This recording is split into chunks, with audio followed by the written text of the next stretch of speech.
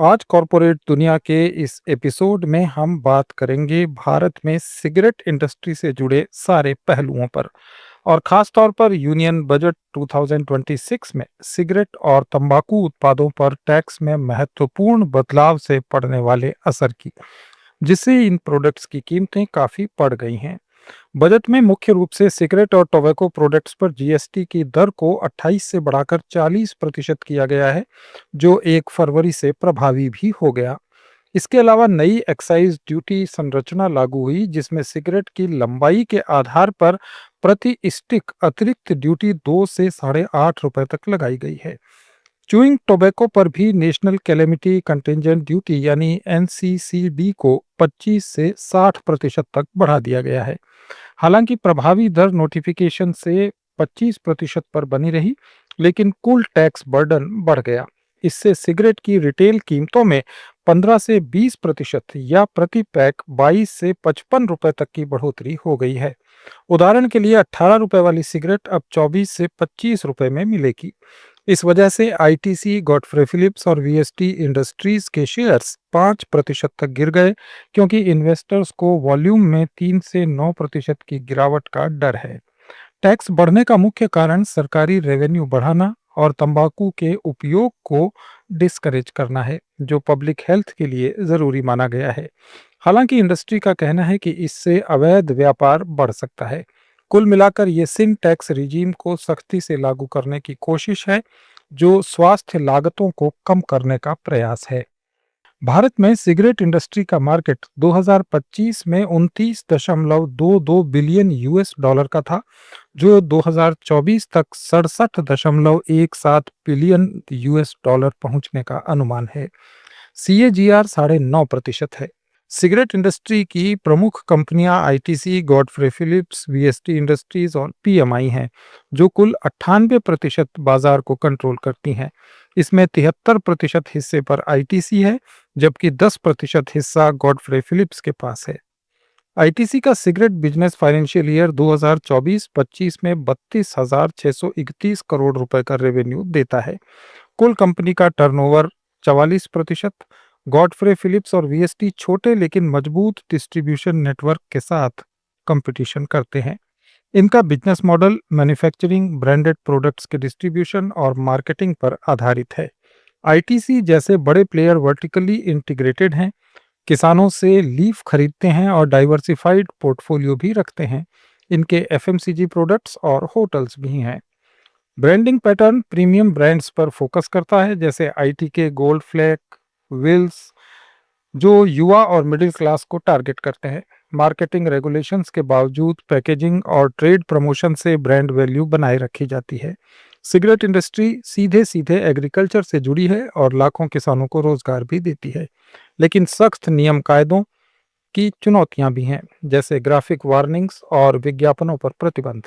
कुल मिलाकर ये हाई मार्जिन बिजनेस है, जहां आईटीसी की स्केल और ब्रांड स्ट्रेंथ से डोमिनेंस बनी हुई है। भारत में सिगरेट की कीमतें मुख्य रूप से टैक्स स्ट्रक्चर से तय होती हैं, जिसमें जीएसटी मुख्य है, जो अब 40% है। इसके अलावा एक्साइज ड्यूटी लंबाई पर आधारित है। एनसीसीडी और सेस इसके अलावा हैं, जो रिटेल प्राइस को 53% तक पहुंचा देते हैं। उत्पादन लागत, ब्रांड वैल्यू और डिस्ट्रीब्यूशन भी प्रभावित करते हैं, लेकिन टैक्स सबसे बड़ा फैक्टर है। भारत में टैक्स का बोझ अपेक्षाकृत कम है। अमेरिका में यह टैक्स 50 से 100% है, ब्रिटेन में 80 से 85%, जबकि भारत में सिगरेट पर 53% टैक्स है। डब्ल्यूएचओ रिकमेंड करता है कि टैक्स 65 से 80% तक होना चाहिए, लेकिन भारत में बीड़ी और स्मोकलेस टोबैको पर टैक्स बहुत कम है। बीड़ी पर यह टैक्स 22% है, जिससे क्रॉस सब्सटीट्यूशन बढ़ता है। भारत की टैक्स संरचना थोड़ी जटिल है। सिगरेट की लंबाई के आधार पर टीयर टैक्स, जबकि कई देशों में यूनिफॉर्म स्पेसिफिक टैक्स है। इससे अवैध व्यापार की गुंजाइश बनी रहती है। दूसरे देशों में टैक्स इन्फ्लेशन से लिंक्ड होते हैं, लेकिन भारत में इसमें अनियमित बढ़ोतरी से अफोर्डेबिलिटी बनी रहती है। कुल मिलाकर कम टैक्स और जटिल सिस्टम से इस इंडस्ट्री को फायदा है, लेकिन स्वास्थ्य पर पड़ने वाले प्रभाव काफी ज्यादा हैं। पिछले 50 वर्षों में भारत की सिगरेट इंडस्ट्री में बड़े बदलाव आए। 1970 से 80 के दशक में बीड़ी डोमिनेंट थी, लेकिन आय में वृद्धि, शहरीकरण और ब्रांडेड प्रोडक्ट से सिगरेट की मांग बढ़ गई। 1990 में लिबरलाइजेशन से आईटी जैसी कंपनियां मजबूत हुईं और इनका मार्केट शेयर बढ़ा। उत्पादन भी सालाना 1.4% बढ़ गया। लेकिन 2000 से सीओटीपीए जैसे रेगुलेशंस लागू हुए, जिससे सिगरेट उत्पादों के विज्ञापनों पर प्रतिबंध लगा और वार्निंग्स दी गई। जीएसटी से टैक्स स्ट्रक्चर यूनिफॉर्म हुआ, लेकिन टैक्स कम रहने से अफोर्डेबिलिटी बढ़ी। अब रिड्यूस्ड रिस्क प्रोडक्ट्स जैसे ई सिगरेट और सख्त टैक्स की चुनौतियां हैं। भविष्य में सीएजीआर 9.97% से 2031 तक 48.07 बिलियन अमेरिकी डॉलर तक पहुंच सकती है। यूथ जनरेशन और अर्बनाइजेशन से, हालांकि हेल्थ अवेयरनेस, टैक्स हाइक्स और ग्लोबल ट्रेंड से वॉल्यूम का प्रेशर रहेगा। इंडस्ट्री डाइवर्सिफिकेशन पर फोकस कर रही है।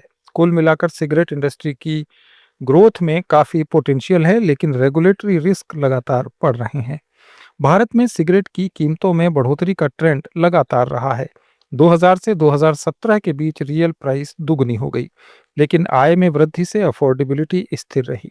जीएसटी के बाद से यानी 2017 के बाद से सिगरेट की कीमतें सालाना 5.98% बढ़ी हैं। सीपीआई 199.5 तक 2023 में पहुंच गया। टैक्स हाइक्स अनियमित थे, जिससे प्रोडक्ट्स सस्ते होते गए, लेकिन हाल के बजट में जीएसटी 40% और नए एक्साइज से 15 से 20% या प्रति पैक 55 रुपए तक की बढ़ोतरी हो गई। पिछले 20 सालों में टैक्स बढ़ने से वॉल्यूम में अस्थायी गिरावट आई, लेकिन लॉन्ग टर्म में सिगरेट की मांग बनी रही। ये ट्रेंड दिखाता है कि टैक्स बढ़ोतरी से कीमतें तेजी से बढ़ती हैं, लेकिन इन्फ्लेशन और इनकम ग्रोथ से अफोर्डेबिलिटी प्रभावित होती है। सरकारी नीतियों से भविष्य में सिगरेट की कीमतों में और बढ़ोतरी संभावित है, जो इसकी खपत को कम कर सकती हैं। भारत में सिगरेट की कंपनियां 2013 के एक्ट के तहत 2% प्रॉफिट कम्युनिटी सोशल रिस्पॉन्सिबिलिटी यानी सीएसआर पर खर्च करती हैं। आईटीसी, गॉडफ्रे फिलिप्स जैसी कंपनियां एजुकेशन, हेल्थ, रूरल डेवलपमेंट और सस्टेनेबिलिटी पर फोकस करती हैं। कोविड में इस इंडस्ट्री ने 36.7 मिलियन यूएस डॉलर का दान दिया। आईटीसी ने पीएम केयर फंड में 13.2 मिलियन डॉलर दिए और 19.5 मिलियन डॉलर का कंटिंजेंसी फंड बनाया। ये किसानों को सपोर्ट करने, सैनिटेशन और महिलाओं के सशक्तिकरण पर भी काम करते हैं। हालांकि सीएसआर में ट्रेडमार्क के इस्तेमाल से विवाद भी होता है, क्योंकि ये सीओटीपीए और एफसीटीसी का उल्लंघन माना जाता है। इंडस्ट्री इसे सोशल रिस्पॉन्सिबिलिटी बताती है, लेकिन क्रिटिक्स प्रमोशन मानते हैं। कुल खर्च करोड़ों में है, जो इन कंपनियों की इमेज बिल्डिंग में भी मदद करता है। स्मोकिंग से भारत में हेल्थ सर्विसेज पर बड़ा बोझ पड़ता है। 2017-18 में तंबाकू से जुड़ी बीमारियों और मौतों का आर्थिक बोझ जीडीपी का 1% यानी 1773 अरब रुपए था। इसमें डायरेक्ट मेडिकल कॉस्ट 5.3% मानी गई। सालाना 9 लाख से ज्यादा लोग स्मोकिंग से मर जाते हैं। 3.5 लाख मौतें स्मोकलेस से भी होती हैं। इंडस्ट्री का कहना है कि सीएसआर से हेल्थ और समाज में योगदान दिया जाता है और टैक्स से वे रेवेन्यू देते हैं, लेकिन आलोचक और स्वास्थ्य विशेषज्ञ कहते हैं कि ये बोझ सरकारी हेल्थ बजट पर पड़ता है और टैक्स बढ़ाने से कंजम्पशन कम हो सकता है। ये इंडस्ट्री सीएसआर को जस्टिफाई करती है, लेकिन पब्लिक हेल्थ ग्रुप्स इसे दखलंदाजी मानते हैं। कुल मिलाकर हेल्थ कॉस्ट टैक्स रेवेन्यू से कहीं ज्यादा है। कॉर्पोरेट दुनिया में आज इतना ही। अपडेट्स के लिए जुड़े रहिए लेट्स माइक के साथ।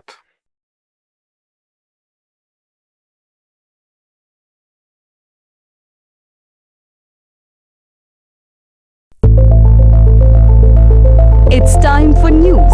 It's time for more than radio.